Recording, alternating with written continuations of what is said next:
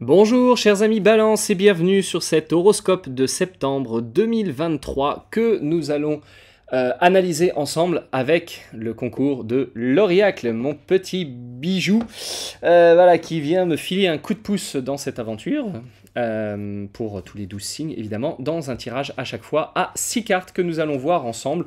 Alors 6 cartes qui vont représenter tout d'abord la temporalité du mois, c'est-à-dire l'ambiance sur 3 temporalités différentes, puis 2 cartes, une pour la vie professionnelle, une pour la vie personnelle, et enfin la dernière qui va représenter le conseil que le jeu vous donne pour passer un bon mois. Alors nous allons voir tout d'abord les 3 temporalités. Ce sont 3 décades, donc c'est-à-dire du 1er au 10, du 11 au 20 et du 21 au 30. Globalement, hein, évidemment, ça reste toujours un petit peu glissant.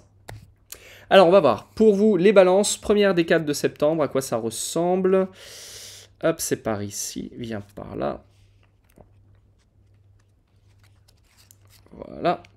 Ensuite, deuxième décade, puis troisième décade. Pour votre vie personnelle et amoureuse, votre vie professionnelle. Et enfin, le conseil que le jeu vous donne.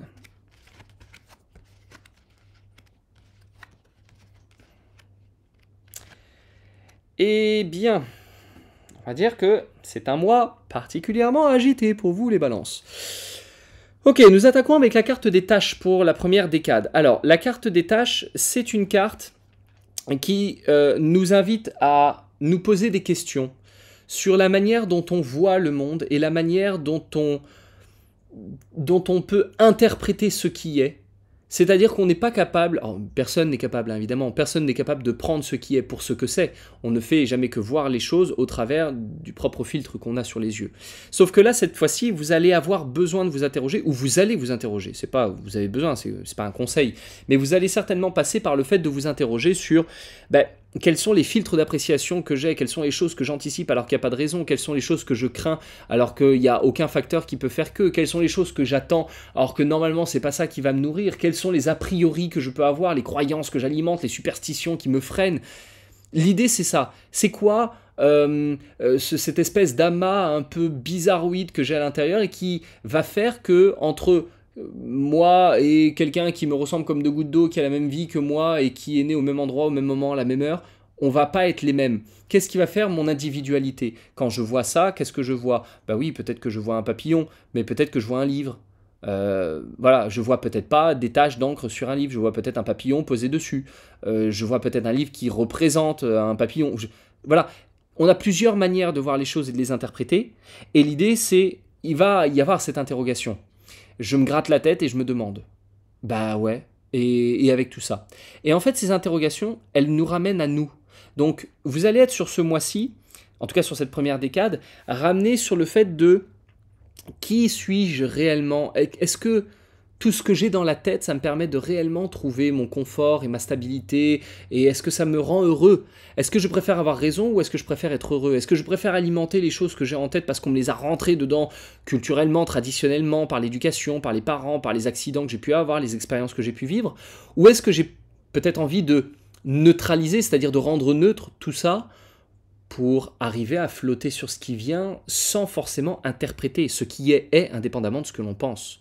Donc, un peu, je ne veux pas dire crise existentielle, mais c'est un petit peu, c'est vraiment la remise en question de nous. C'est vraiment nous, voilà. De nous par rapport à l'appréciation qu'on a de ce qui nous entoure. Deuxième décade, nous avons la carte des tornades, de la tornade, pardon. La carte de la tornade, ça secoue, hein. C'est-à-dire que là, il y a beaucoup de certitudes qui vont être un peu balayées. Ça peut être la conséquence de ça, c'est possible. Mais ces conséquences ne sont peut-être pas une... Enfin, cette conséquence de, en tout cas, de balayer les choses, c'est peut-être pas une si mauvaise chose que ça, parce que on voit qu'on a la carte du conseil ici, qui fait quand même une jolie analogie. La foudre et la tornade. Bon, en plus de ça, on a la mousson ici, donc on a quand même une espèce d'analogie où c'est possible que ça soit dans un cadre professionnel. Là, les balances, peut-être que dans le cadre de votre boulot, on a une remise en question en se disant... Je sais pas, j'ai projeté des choses peut-être sur cette activité, je suis pas sûr que ça aille bien, et dans la décade d'après, peut-être on commence à envoyer un petit peu tout bouler, on est en train de faire un petit peu le ménage. Alors, particulièrement si ça n'est pas dans le domaine professionnel, mais par contre dans votre vie personnelle, chez vous, c'est le moment d'aller dégager plein de trucs, c'est le moment de faire un nettoyage d'automne, quoi qu'on sera encore en été, mais c'est le moment en fait d'aller vraiment faire un vrai nettoyage, d'aller dégager les choses qui n'ont pas lieu d'être, et puis de pouvoir simplement déblayer le terrain pour laisser des nouveautés apparaître ensuite.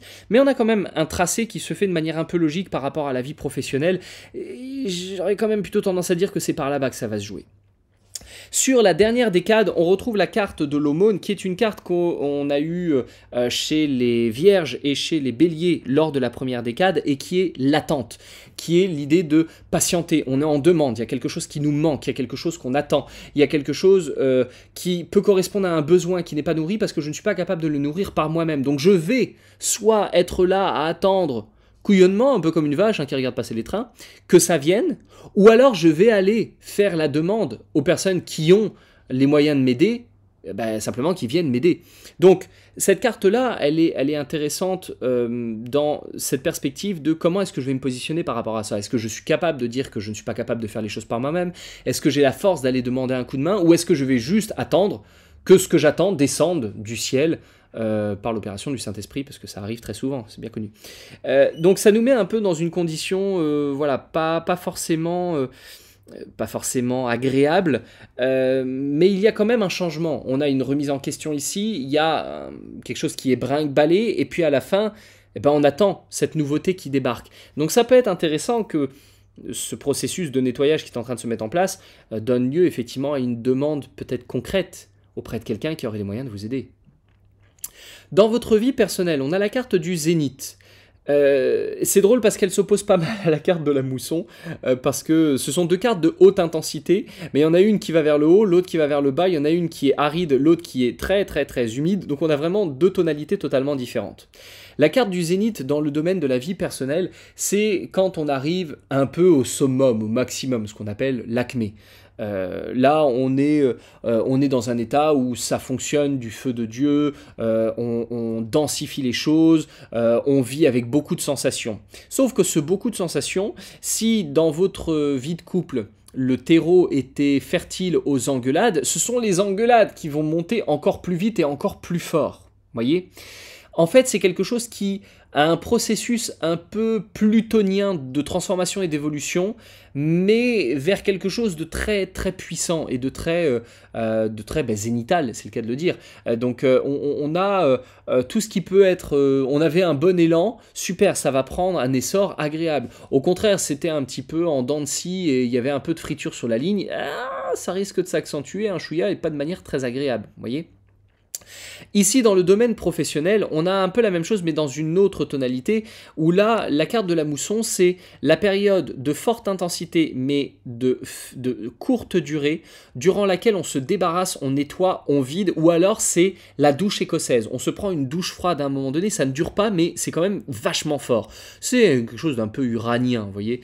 Et là, la carte de la mousson, dans ce contexte professionnel, peut nous dire, soit on traverse une phase qui est pas agréable, on peut avoir par exemple subir des remontrances, des coups de semonce de la part d'un supérieur ou autre, ce qui est pas fun, mais ça peut être aussi à un moment donné en fait dans le boulot, d'un coup, d'un seul, j'envoie balader quelque chose qui me dérangeait ou quelqu'un ou le boulot lui-même pour passer à autre chose.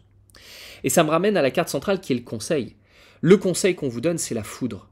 Et là, la foudre, c'est, on nous dit, en fait, c'est le moment d'éclater ce qui doit être éclaté, de faire voler en éclats les choses qui ne vont plus, d'être soudain, d'être subi, c'est encore plus uranien que celle-ci. On est sur une énergie, pour ceux qui font de l'astrologie uranienne avec moi, c'est une énergie de Zeus. Donc là, ça pète, mais au moment où on n'avait pas prévu, vous voyez, celle-là, il ne l'a pas vu venir. Sauf qu'on ne vous dit pas que c'est vous qui n'allez pas voir le truc venir, on vous dit de le provoquer, vous devez être foudre. La foudre serait apparue ailleurs, on vous aurait dit « Ah, faut peut-être être un peu précautionneux parce que peut-être qu'il va se passer un truc que vous n'aviez pas prévu. » Mais là, moi ce que je suis en train de vous dire, c'est que cette carte, elle apparaît dans votre conseil. Donc là, vous devez être foudre. Soyez là où on ne vous attend pas. Ne prévenez pas quand vous avez un coup qui doit partir, qui doit soudainement monter en pression. Et c'est pour ça que je reviens là-dessus en disant... C'est possible qu'à un moment donné, vous régliez les comptes ou vous envoyez balader quelqu'un dans le cadre du travail parce qu'il y a quelque chose qui doit s'arrêter et en fait, c'est la cocotte minute qui explose, elle n'a pas prévenu.